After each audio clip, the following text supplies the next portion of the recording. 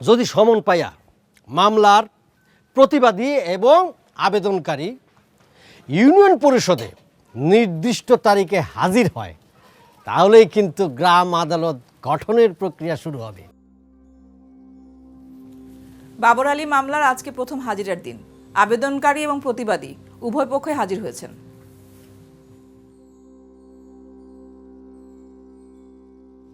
তাহলে গ্রাম আদালত গঠনের জন্য উভয় পক্ষকে সদস্য মনোনয়নের নির্দেশ নামাই এবং সদস্য মনোনয়ন ফর্ম দিয়ে সদস্য মনোনয়নের প্রক্রিয়াকে ভালো করে বুঝিয়ে দেন, যেন তারা আগামী 7 দিনের মধ্যে নিজ নিজ পক্ষের সদস্য মনোনয়ন করে ইউনিয়ন পরিষদে দাখিল করেন।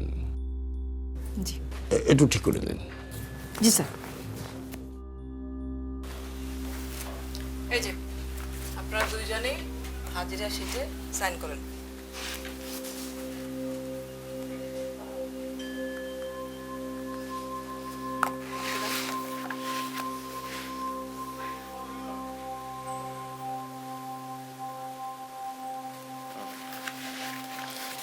বিরোধী বিষয় নিষ্পত্তির জন্য গ্রাম আদালত গঠনের জন্য আপনাদেরকে সদস্য বা প্রতিনিধি মনোনয়ন করতে হবে। হ্যাঁ, এই নিন সদস্য মনোনয়নের নির্দেশনামা। আমার পক্ষে যদি আমি একজন উকিল নিয়োগ করতে চাই? গ্রাম আদালতে উকিল নিয়োগের কোনো ব্যবস্থা নাই। আবেদনকারী এবং প্রতিবাদী তারা নিজেরাই নিজেদের পক্ষে কথা বলতে পারবেন, আর ইউনিয়ন পরিষদের চেয়ারম্যান গ্রাম আদালত পরিচালনা করবেন। আপনারা প্রত্যেকে আপনাদের পক্ষে 2 জন করে প্রতিনিধি মনোনয়ন করতে পারবেন। তবে এই 2 জনের মধ্যে একজনকে অবশ্যই হতে হবে ইউনিয়ন পরিষদের সদস্য, আরেকজন স্থানীয় যে কেউ, যারা কিনা এই আদালত প্যানেলের সদস্য থেকে বিচার কার্য পরিচালনা করবেন। আগামী 7 দিনের মধ্যে সদস্য মনোনয়ন করে এই ফর্ম দুটো ফিল আপ করে জমা দিয়ে দিবেন। ঠিক আছে? জি। আসি তাহলে। আসসালামু আলাইকুম। ওয়ালাইকুম আসসালাম।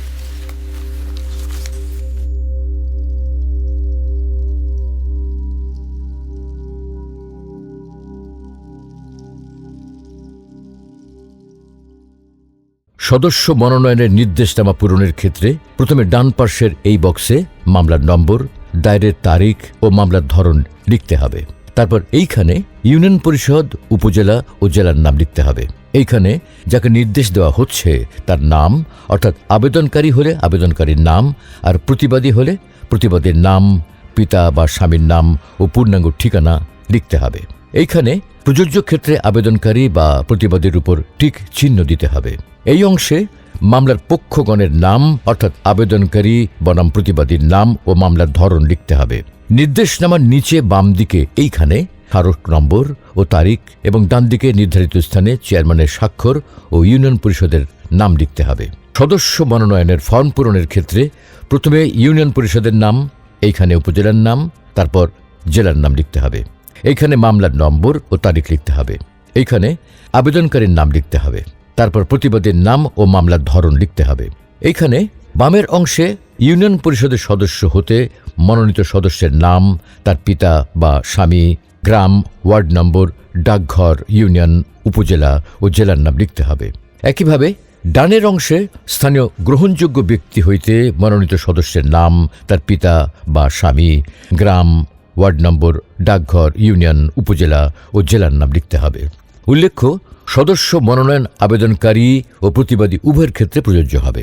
এই সদস্য মনোনয়ন ফর্মের নিচের অংশে এইখানে আবেদনকারীর ক্ষেত্রে আবেদনকারীর স্বাক্ষর সহ তার নাম ও তারিখ লিখতে হবে। একইভাবে প্রতিবাদীর ক্ষেত্রে প্রতিবাদীর স্বাক্ষর সহ তার নাম ও তারিখ লিখতে হবে।